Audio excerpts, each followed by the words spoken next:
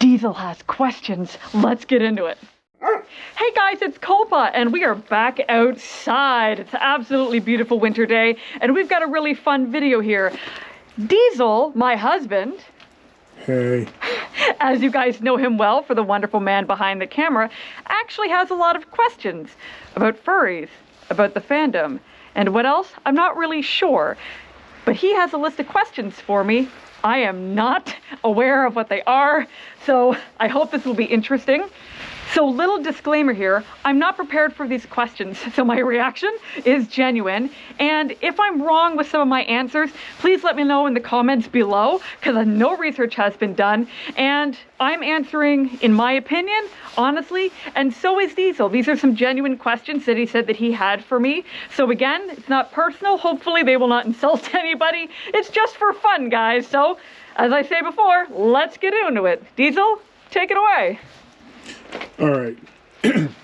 So, I noticed in your comic that you've been doing Rackham Lake, insert shameless plug here, that I can see birds and stuff, like other animals in the background. Also, at one point, Diesel makes hamburgers for the group. So, does that mean that are there cows that you can eat, but also cows that are furries? And if that's the case, that's okay. So wait a minute. If there's cows, does that mean that they're eating another furry? And are there other animals other than cows? What's going on? Okay, this is actually a really, really good question. This is something that, to be honest, I've thought about myself, and I've even seen other furry artists and comic book artists try to tackle this when they have a story where you have obviously a bunch of different species of anthropomorphic characters, especially in the wild. Like, do they have pets? Are there other animals? Like in Rackham Lake, they're in a national park, they're in a forest. Are there deer walking around? Because there's deer animal characters. So, to be honest, I'm not really sure. If I had to give a definitive answer, I would say yes, that there are real animals, like real four-legged, non-talking deer in the wild. I would have to say yes. So are they eating a cow? Yes, I would say they're eating a cow, not a cow character. Sorry if there's cow characters out there. We're not eating you. So yeah, I'd have to say yeah, there's real animals out there. Weird. Where does uwu and owo come from, and is this a furry exclusive word? Oh my gosh. Okay, guys, you guys are gonna have to correct me if I get this wrong. I think the answer is uwu and owo started from just typed. Not emoji isn't quite the right one. Like, it's not like your little smiley faces, but it's a capital O, a small W, and another capital O. It's meant to be almost like an anime face, like a little like, oh, I'm shy, it's a naughty. So I think OO and UU, I think that's where they came from. I want to say more anime emojis, like you're trying to make a face out of text, I think. I might be wrong. But UU and OO, I primarily see it used in furries, but I think general people just use it too, like it's just a face. Yeah, could be wrong, we'll check it, but that's what I think. I've seen enough of these.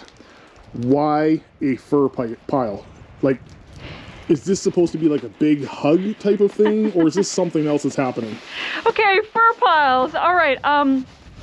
So basically, of course, oftentimes when they think of this, you'll think back to just a cuddle pile. Is it sexual? Is it naughty? To be honest, not really.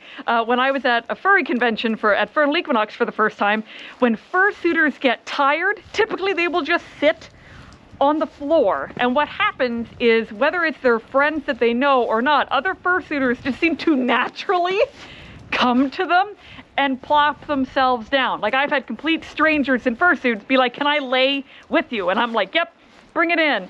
It's basically just a friendly way to lay down. You're lying on a stuffed animal, people. It's magical and comfortable. Despite how hot we are, it's crazy how comfortable it is.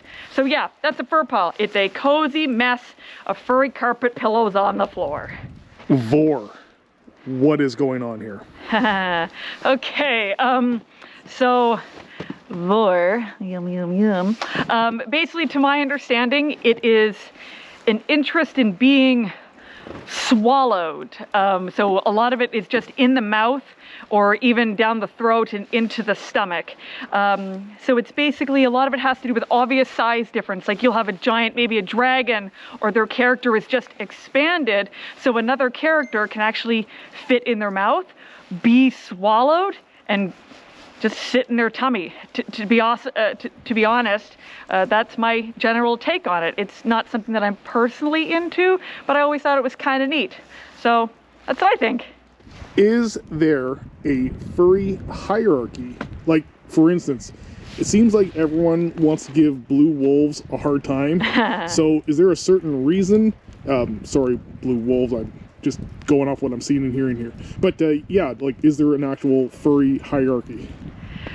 Okay, so do you mean a furry hierarchy in terms of what your color and species is? Is that what you mean? I don't know, like seems like certain furries kind of are held in higher regard just based on species alone, almost. Okay. I mean, this question almost seems to be directed at our friend Light and Hope. So sorry, bro.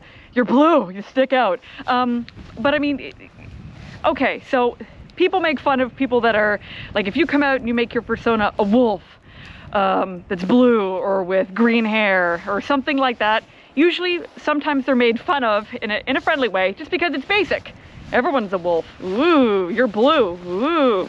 It's more of just a joke, to be honest. But ultimately, nobody cares if you're basic, if you're realistic, or if you're a sparkle dog. It's really up to you.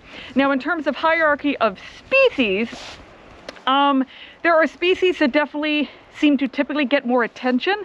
Like, for example, Dutch angel dragons. They are some of the most, because their maker, Eno, and Telephone, hello, is so huge in the fandom. Everyone knows her name and her suit.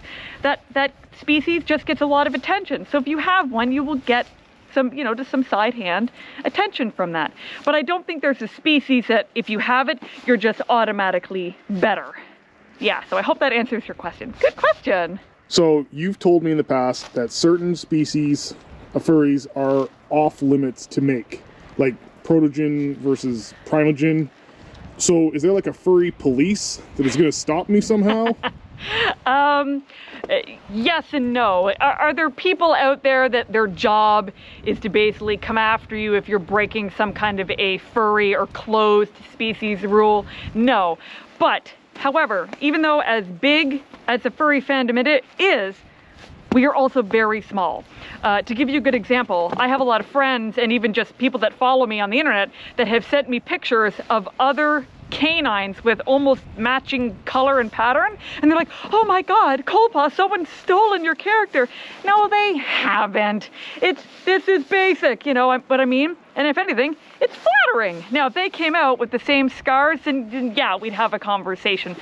So there's a difference between stealing someone's exact character and design and everything else to just, I like your character's colors, I want that on mine. That's perfectly fine and legal, you know what I mean? However, when it comes to your closed and open species, nice babe, primogen and protogen is a really good example. Look at you doing your research. A primogen is a closed species, where a protogen was made later because their creation was such a neat look, and a lot of people wanted their own characters. So the original creator of the primogen made protogens. So a primogen is closed. If you want one, I'm pretty sure you have to buy it. I think they basically have auctions every now and then, and they go really high to get one. And then you've got your own very special design made by the maker. And then a protogen made by the same maker, anybody can have it. Anyone can design their own. So that's kind of how that works. If it's closed, you're not supposed to take it. If you do, then the furry police come in. The community as a whole is going to see that, and basically they're going to narc on you. Usually they'll call you out, or they might even go to the original maker and be like, hey, this person's doing it. So you'll get a lot of backlash. You get a lot of just a public attention that's very negative and really awful. And usually it turns out it's not worth it. So if you guys see a species that's closed and off limits, don't do it. Don't take it. Find a safe way to do it. Either pay for it or make one of your own that's free for you to use. Yeah. Good question. Why are dad bods such a huge turn on in the fandom? And again, I'm just basing this off of what I see, so I could be wrong here. Okay, so I don't know when it happened, but oh my gosh, babe, you were totally right. Dad bods are in. So basically, for those who aren't sure, dad bods are typically a male character, big pecs, muscly arms, older, probably a gray muzzle, and has a bit of a tummy. Like, he works out, he'll mess you up, but he doesn't say no to pie. So why these are in, I don't know, but it is magical. I love the body type. You know I do. So yeah, I don't really have an answer for you. Furries out there who are like me, who love dad bods, comment below. Why are you into them? I know why I'm into them. I keep hearing about a CSI furry episode. You told me that there is a sexy kitty furry, but does someone actually own this suit? And does it ever make it out to conventions? Oh my God. Okay. After the CSI, that episode of CSI came out, of course, this one sexy kitty blue cat costume went wild. And for years, it just kind of went missing. I mean, it's from the show. I don't know if we actually know who owns it, if it's an actual furry or not. I don't know. Please tell me. But the fursuit, we've seen it in pictures going around on Facebook and Instagram years ago that someone found it at a yard sale. Oh my God, what a find. So I don't know where she is. If you guys know, for the love of all that's holy, please tell me. I would love to see Sexy Kitty at a convention. I would wear Sexy Kitty. Wow. If the fandom is not sexual, which I hear all the time, why do I see non-stop sexual stuff on your Fur Affinity page? Now, I love that you keep on saying my Fur Affinity page. Sweetie, we all know that you have one, so what are you looking at? But anyway, to answer your question, there are people that say that it's not a sexual community. This is just wrong. It is a very sexual community. It's huge. It's a huge market. I mean, you guys follow me in my artwork. You know that I draw a lot of not safe for work stuff, and I enjoy watching it as well. So it is a very sexual community. You've got hundreds, if not thousands, of consenting adults that like sex. You're going to bring that into your fantasy characters. It's 100% fine. As long as it's legal and consensual, it's fine. Bring it in. However, that does not mean that it's a sexual thing for everybody. There's lots of furs, whether underage or just furries that have no interest in the sexual side. You can still enjoy the fandom without seeing that. You definitely can. But you're right, a lot of us are into it. You will see it more. So, yeah. All right, so this isn't exactly a question, because this is more of a reaction. Oh? What do you mean, my Fur Affinity page? You know I did that just to make you happy. And it did! But you still did it unprompted. Not once did I be like, sweetie, you should get Fur Affinity. Join us. Listen, guys, listen. Come here.